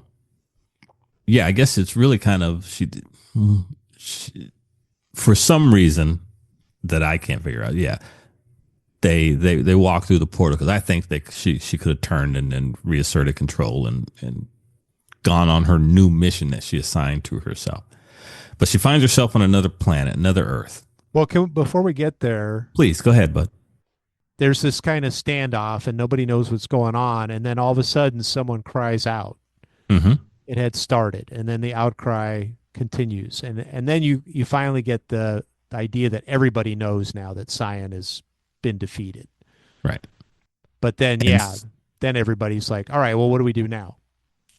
yeah, so I'm presuming that was like them cheering Right. initially. It Yeah. was like, ah, yeah, all right, he's dead. He's dead. We survived. Thank goodness. Okay, what about this Class S threat sitting over here doing that? Because at this point in the story, she is totally, yeah, she's sitting on top of that building. She is totally surrounded by a gazillion bugs and what's left of her minions. And so, um, okay, uh, Tony, I'm going to go ahead and say, yes, they do give her a Class S designation, and that designation is Capri. Kepri. Yeah, Capri. Okay. so she's gone full Endbringer here. Dang. Yeah, yeah. Our little bug girl is all grown up, Andy. Sniff, sniff. She made it. Finally made it. Big leagues. The likes of the nine. Yeah. And bringers. And all it took was her going across the multiverse, harvesting and using and abusing other capes and killing a god. It's all it Easy took. money. Also, I mean, honestly, she was underranked when she beat Alexandria, in my opinion. But, Mhm. I'm glad she's finally given her due. Oh, goodness. Okay. Okay. Before we do move on to this final moment of the story, Andy, was there anything else you wanted to cover? I went through this one pretty quickly, this chapter, because I wanted to get to this section. Anything else prior to the conversation with Contessa? No, I think I'm ready to move to that point. Okay, Bubba. All right. So she meets up with Contessa on the other side of the portal. and they have a long discussion. Taylor's able to actually talk. It's a little rough at first. I alluded some of this to Contessa using her power to understand people. Mm. So that may or may not be the case, but I kind of went with it in my head canon, if you will. Yeah, And I agree with that. Like Contessa, her ability is to always win. So she's like, correct. tell me how to communicate and tell me how to listen. Or Mm. this is the idea that I had as well. Yeah, and I believe Contessa's first words to her was, "You knew it would come to this." Yeah, me holding a gun on you and having your life in my hands. You don't remember me, but if you don't look too hard, you'll be able to tap into a vague recollection of who and what I am. And so Contessa, Andy, she sits there, I should say in judgment, but she's her power, using her power to assess whether or not Taylor Kepri is a threat to humanity, I guess. Right. Yeah, she's the arbiter at this point. She's the uh, judge, jury, executioner, Mm-hmm. and she's able to fulfill that role because of her unique power. They know that she'll be able. She wouldn't take the job if she wouldn't know she couldn't get out safely, Mm-hmm. and that she'll be able to see if, all right, if this continues, am I going to be able to win down the road against this? Right. Because her ultimate mission from the start of her journey was, okay, power, tell me how to defeat the god being. And Hmm. to get to this point and to ignore her power would be foolish. So she's using it, she's assessing the situation. Yeah, I wanted to read this section. I know I kind of gone into the text pretty heavily, but this one I liked. And this is toward the end where Contessa's saying, were you really a monster in the end? A warlord, an alien administrator, a vicious killer with a cruel streak, mutilating your enemies and secretly enjoying it? A bully, if you forgive me for using that word. Pausing right here. That was pretty harsh of Wildbow to throw that at her. But Andy? Yeah, it is very harsh, but I definitely see the appropriateness of it. Again, probably along the path to victory. But anyway, continuing on, it says, I looked down at my hand. Or were you really a hero? Do the good intentions win out? Was it Glassicwinye's strength or yours that held her back from saving Scion? Now, pausing real quick. Tony, was that, where was that? I missed, was she thinking about helping Scion? Was there some indication in the text there Uh, that I missed? I think so. If I recall, this is fuzzy. Mm-hmm. I think there was a moment where she was making portals for people to escape Okay. during that last fight. I don't recall exactly where or if that was the case, but I think she was Yeah, doing she something like was. that. She was. Because I remember she had Doormaker. She had collected Doormaker then. I don't Yeah. think we're shown how, but she I think collected. she kills him and takes his power, Oh, yeah. dang. Yeah, Okay.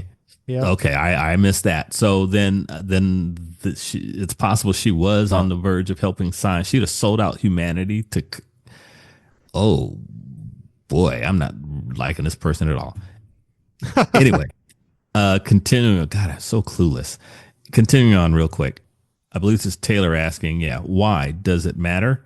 And then back to Contessa. It says, because I think you have a chance to come back from this. Not much of a chance. Part of that rides on me. I could help you, or I could stop you from troubling anyone ever again. Part of that is up to you to win the fight, to take control and keep the administrator from claiming everything you have, leaving you a shell. Pretty powerful. And I am taken back to that one moment in the earlier in one of the chapters where her mind was going to what life would be like if the shard had completely taken over her and her thrall, scavenging around, eating insects, wearing insect made clothing and this and that. And so this kind of harkened back to that for me. And anyway, Andy. Yeah, and Taylor really can't answer that, Yeah. and she says, I felt a chill. Was part of it my passenger, both of us? And then I couldn't reply. Yeah. And then we're left with the saddest paragraph in the story. Couple of lines, I should say. The first bullet hit me from behind, where my mask offered no coverage, and I slowly toppled. The second hit me before I could fall, before there could be any pain. Hmm. Tony, why they kill my hero in the book? We, you know, we always know it had to end this way. Contessa Did said it? it, right? Like we Yeah. knew it would come to this because uh ultimately, villains, even if they're the protagonists, can never be happy. Andrew, what was your raw response when you read this part, when you got here? Yeah, by the time I got to this, I figured this was going to happen, but Mm-hmm. it didn't really take the sting out of it. Mm. Um, but I was thinking about from the Lord of the Rings when the ring is offered to Galadriel, and she says, "I could take the ring, and I would be, powerful, Mm-hmm. and everyone would fear me." Um, and that's kind of what's happened here. Is that Taylor had to take on this mantle in order to prevent the end of all the worlds, and but in doing so, she became just as big a threat, and so she had to be stopped as well. But yeah, I really, yeah, the lines, my eyes were wet, so many stars, the universe so vast, we're so very small in the end. Yeah. That was that was tough. Yeah, that Beautiful. was just Wildbow reaching in the center of my chest and pulling at my heart. Thanks, Punt bro. and punt kicking it into the trash can in the corner. Yeah. Oh, I've been over a million words with this girl, and this is what it's come to. Oh gosh, Tony, do you have anything to add to this moment? Do you? I don't because it's been so many years for you. Do you remember how you felt when you got here, or no? Oh, yeah, it was just like what a to me, I was just like, wow, what a journey. Mm. Like I couldn't put down that last arc. I was basically every waking moment Sure. that wasn't working was spent on just finishing this arc. And yeah, by the time I got there, yeah, it felt kind of bittersweet, you know. So Hmm. she sacrificed herself for everybody, did a lot of horrible things, but got the job Yeah. done. Yeah. Yeah. I don't want to short shrift the fact that she did do horrific things in pursuit of taking out Scion. I don't think that can be overstated or mentioned enough. She killed a lot of people against, I mean, she used them against their will, and a lot of people died. And that we can't excuse that, can we, Andy? I mean, in the grand scheme of things, I mean, it's not exactly a trolley problem, but I mean, It kind of is. Yeah, I mean it kind of is. yeah, And I think back to that scene where they were describing her locking Cyan in and dropping all those bombs on him and everything. uh huh. What all died on that planet? I mean, Oh, we don't even yeah, think about the non-parahuman loss of life. Yeah, what in the other Earth that was that wasteland, and yeah, Right. mm-hmm. Yeah, Yeah. like, okay. but I would ask you, like, what option would you have? What better way would you have put forth? Who me? Yeah. I don't know. Again, I don't know, Tony. Yeah, I mean, I mean, I'm that's not. the point, right? Yeah. It's so easy to sit here and be like, "Oh, you should but a monster." But when faced with annihilation, like what was the plan?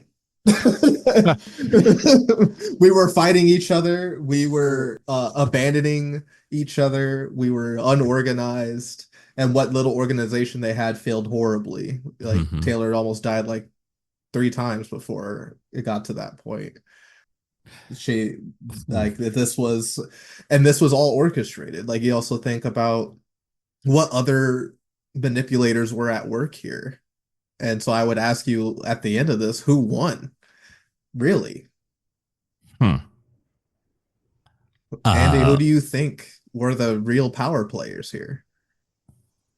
Um, well, I mean, humanity won. I mean, we have to say that, right? Is that just kind of punking out answering your question there, Tone? It is. It is. Okay. so yeah, Uh, if you go back to the interlude where it talked about the shards and how they're always trying to fight for ascendancy okay. and the ones are trying to win and that kind of thing, and then they went off and traveled different places. This is just another instance of that with the shards being cloaked in human form, basically.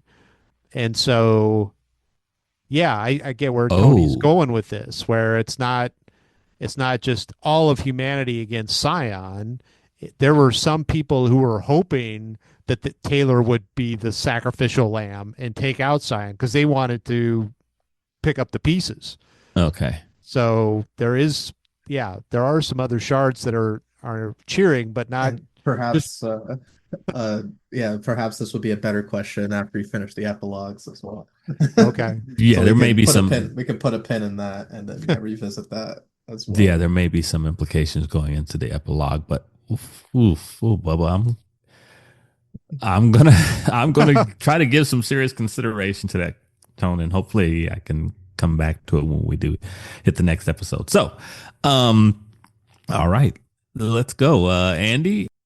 We've kind of started, but I guess give me your overall impressions of the arc. Try to limit it to this. We'll talk more broad terms about the rest of the story, in our follow up episode. But what about this arc, pal? Well, this was Taylor and the administrator shard at their finest, trying to continue with different strategies, figuring out what might work, what won't work, what might work tangentially, and then finally getting to the point where they're able to secure victory, but at what a cost. Mm-hmm. Yeah, it's in all those other things we've been talking about where field generals are sending their troops in, there's never a thing where the field general then at the end gets assassinated. Yeah, They go on to be president or something, right? They and right. To so write a memoir and then retire. exactly, Yeah. yeah. Hmm. And so this is makes it really. I mean, we might have thought, wow, that's atrocious what happened and what that general had to do.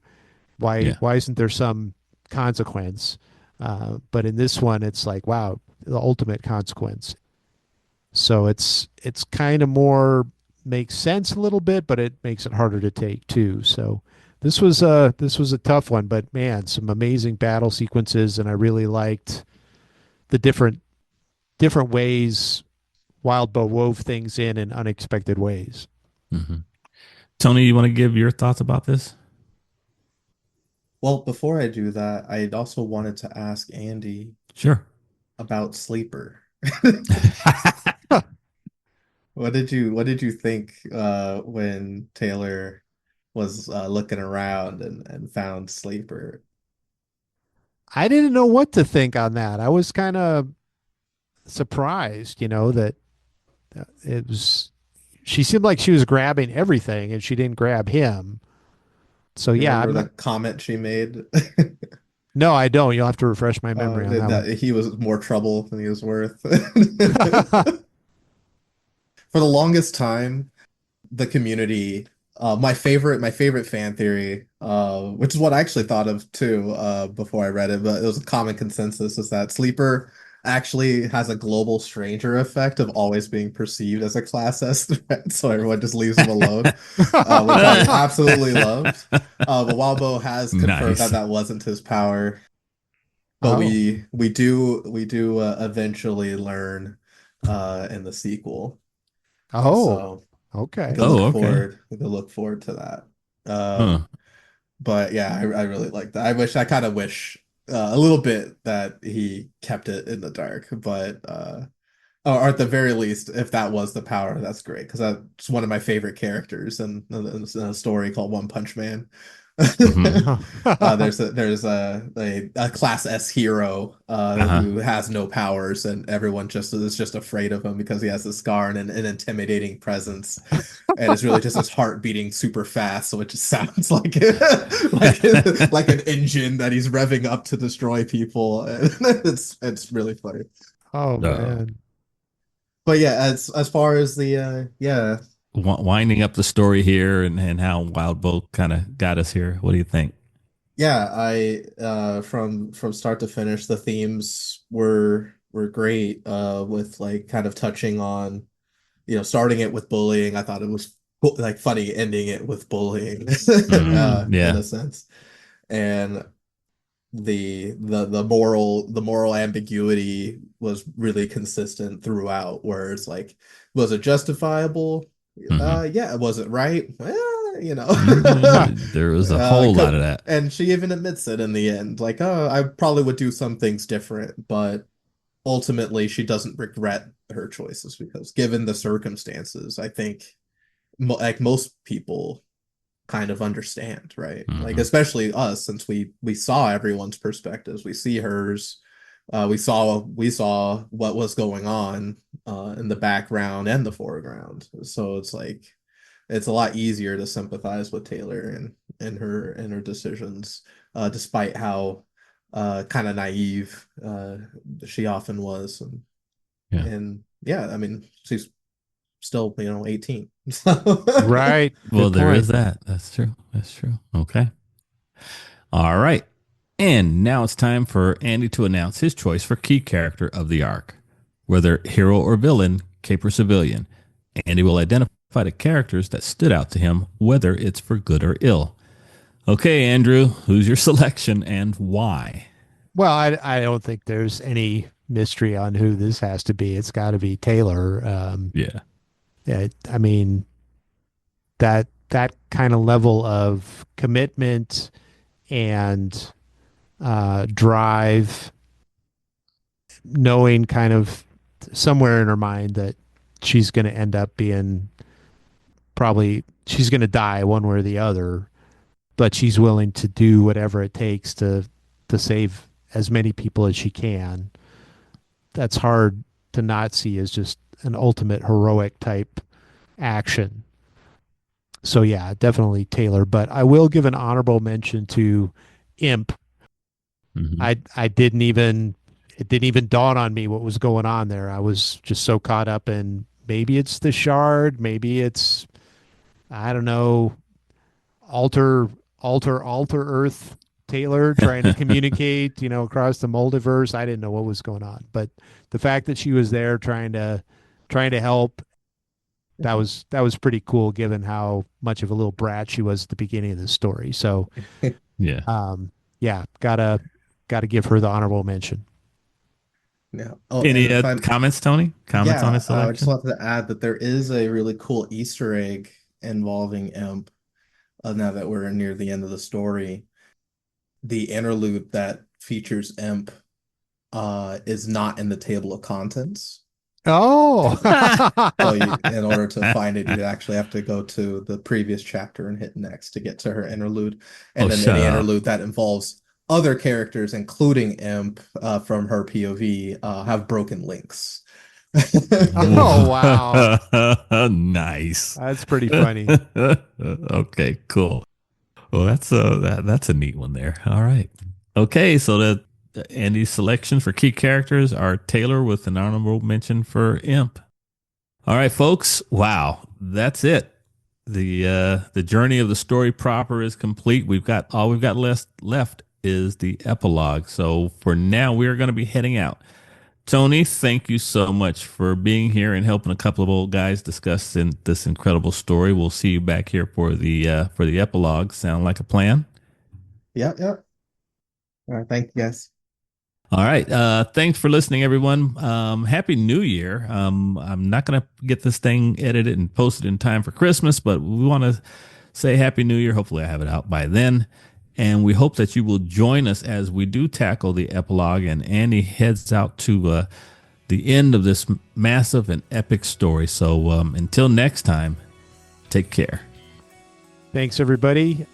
It's been an incredible journey going through this story, and be sure to tune in next time when hopefully Tony tells me why he's such a fan of Contessa. I'm interested to hear about that. So, Oh yeah. all right. Thanks, everybody. Bye-bye. Thanks for joining us in this podcast. We hope you'll like, comment, and subscribe. If not, thanks for stopping by anyway, and we hope you return. Music is by the band YYNOT from their self-titled debut CD. You can find more information in the link down below. Catch you later.